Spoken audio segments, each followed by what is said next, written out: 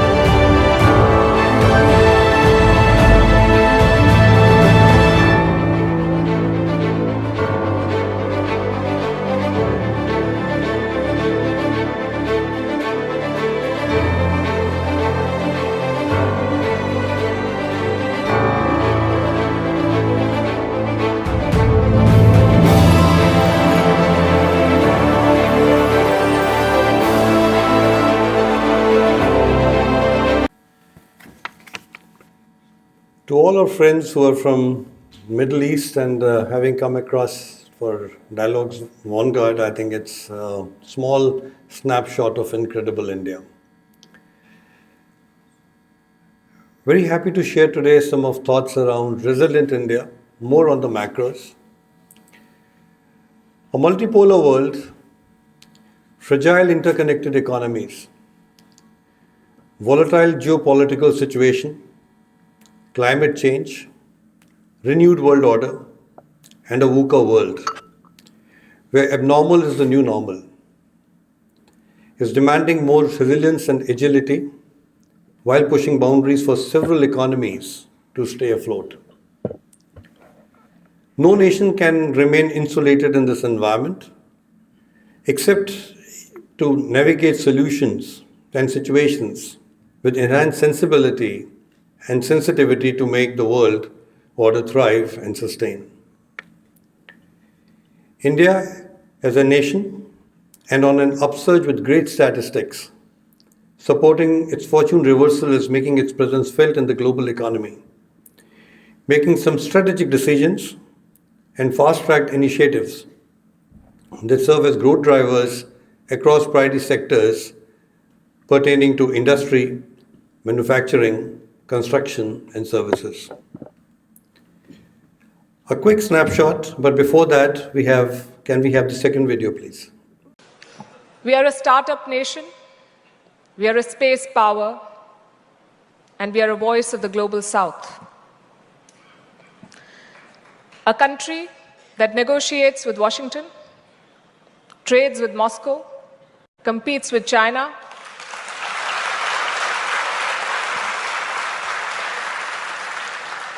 builds with Tokyo, and still finds time to send mangoes to West Asia.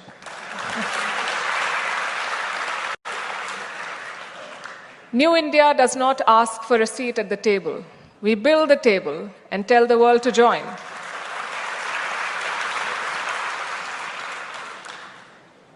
And whatever I've said so far is not rhetoric. It is our reality which is reflected in our numbers. And I'm a big fan of storytelling with numbers. Last quarter, our GDP grew at 7.8%.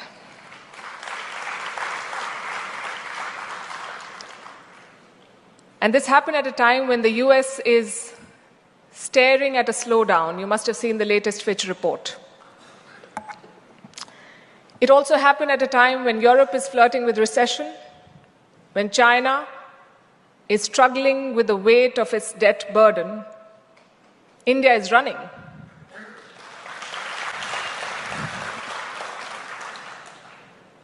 Last month, UPI crossed 20 billion transactions, total value more than 24 lakh crore rupees. It's a world record, and we are far from done. India is the world's fourth largest economy, on course to becoming the third largest by 2027, behind just US and China, ahead of Germany and Japan. Just a snapshot of how India is transforming, how India is witnessing a fortune reversal. It is becoming a cynosure of all eyes in the world. Just a quick snapshot. India, being a USD 3.5 trillion economy, is projected to expand to cross USD 5 trillion by 2027-28, making it the fourth largest in the world, driven by reform and resilience. The Indian manufacturing sector contributes significantly to the nation's economy, accounting to almost 17% of the GDP and employing over 27.3 million workers.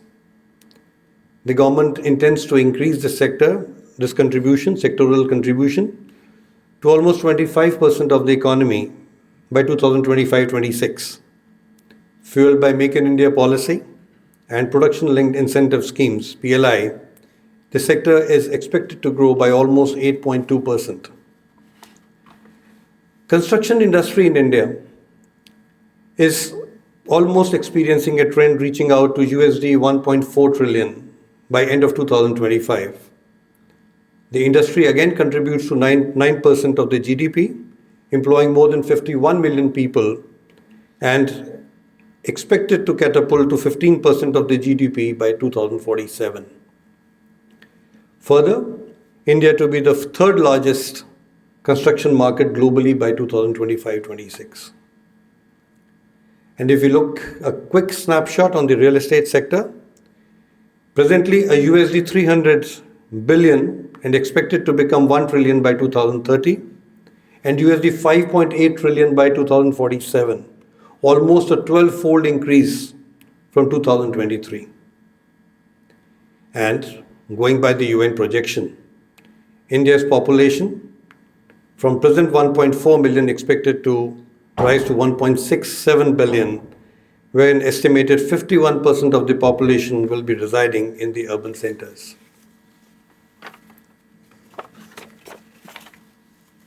And needless to say, almost about 70% of the GDP is going to come from 600 million people living in these urban centers. But I think all success stories come with a rider, they come with a caveat. Can India be insulated in this situation? Well, not really. Construction industry globally is responsible for 40% of the carbon footprint. Most critical to observe here is the impact of rapid urbanization, crumbling infrastructure, degrading biodiversity, Himalayan plates shifting, unprecedented heat waves, flash floods, unplanned mobilization of cities, urban centers talking of urban heat island effect, redefining of seismic zones are all areas of concern that India need to take care while striving to build a disaster resilient infrastructure, both holistic and inclusive.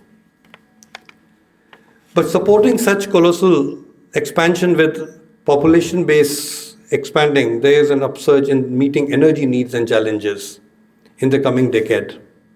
However, India is making rapid strides in making its climate and developmental goals with targeted schemes, reforms and meaningful multi-stakeholder cooperation.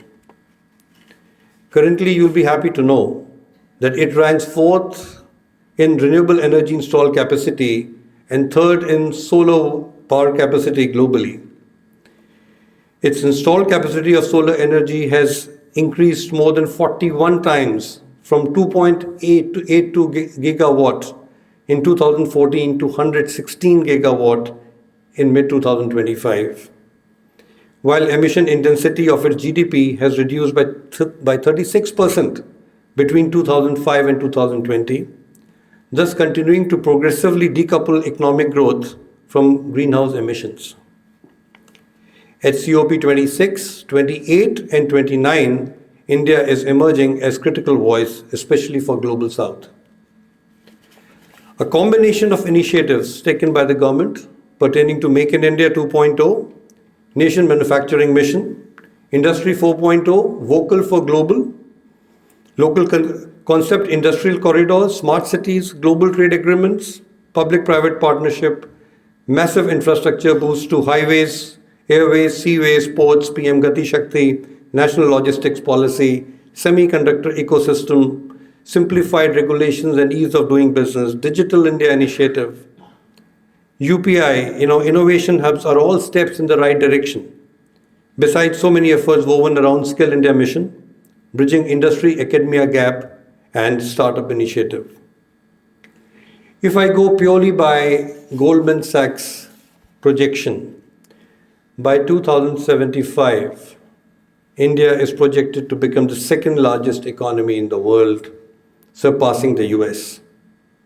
Not by chance, not by sentiment, but fundamentals. And I'm talking about fundamentals which are just not figures.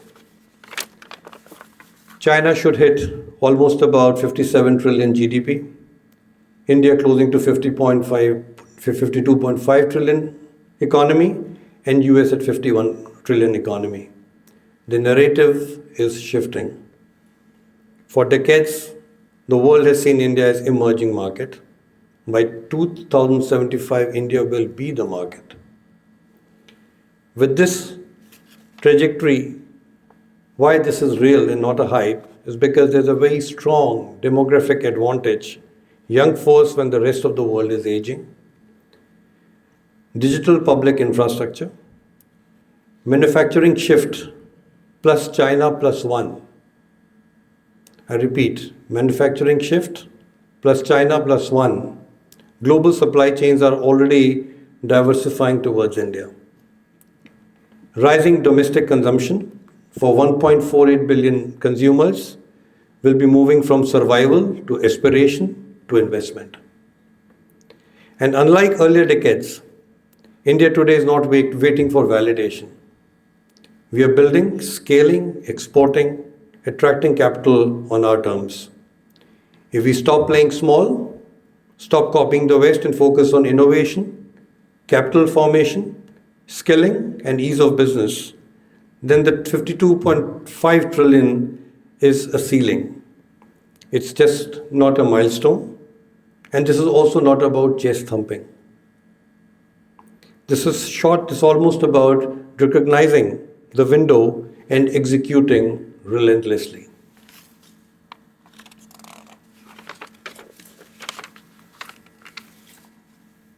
The question is no longer, will India rise? The question is, are we preparing ourselves to rise with India or to get left behind by it? Resilient India, redefining trajectories, shifting gears. Thank you so much.